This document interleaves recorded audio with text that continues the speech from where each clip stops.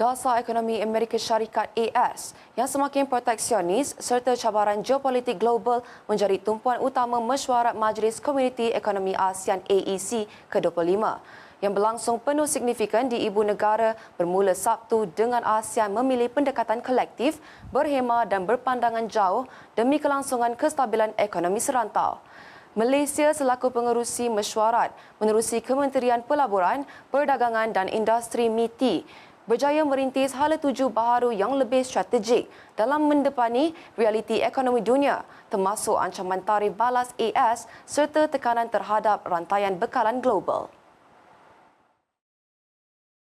Menteri MITI Tengku Datuk Seri Zafrul Tengku Abdul Aziz menegaskan bahawa ASEAN tidak lagi boleh berpegang pada pendekatan seperti biasa. Sebaliknya perlu lebih berani, tangkas dan berpandangan jauh dalam melindungi dan memajukan kepentingan sosioekonomi bersama. Beliau berkata dalam menghadapi tekanan seperti dasar tarif balas, pemisahan rantaian bekalan strategik serta penguatkuasaan perdagangan yang lebih ketat oleh AS, ASEAN memilih pendekatan kolektif dan berhemah. Berlangsung sebagai sebahagian daripada siri persediaan menjelang sidang kemuncak ASEAN ke-46, mesyuarat ini turut membincangkan keperluan menyesuaikan diri secara strategik dengan dasar ekonomi luar tanpa terjebak dalam tindakan balas yang boleh menjejaskan hubungan serantau dan global. Sebaliknya, jelas beliau, ASEAN komited mengutamakan dialog terbuka, kerjasama ekonomi yang inklusif dan pendekatan berasaskan keamanan, saling menghormati dan kelestarian. Mesyuarat turut menyaksikan kemas kini terhadap 11 inisiatif utama AEC, penghargaan kepada peranan aktif Sekretariat ASEAN serta penyertaan sulung Timor Leste mengikut garis panduan baharu Majlis Penyelaras ASEAN ke-35. Tengku Zafrul menutup mesyuarat dengan menyeru semua pihak terus menjunjung nilai-nilai ASEAN dalam menghadapi cabaran global. Dalam perkembangan lain, Menteri Luar Datuk Seri Muhammad Hassan ketika berucap semasa mesyuarat Majlis Komuniti Politik Keselamatan ASEAN APSC ke-29 menyatakan bahawa pelan strategik komuniti APSC akan menjadi panduan penting bagi usaha kerjasama keselamatan dan politik rantau ini untuk 2 dekad akan datang,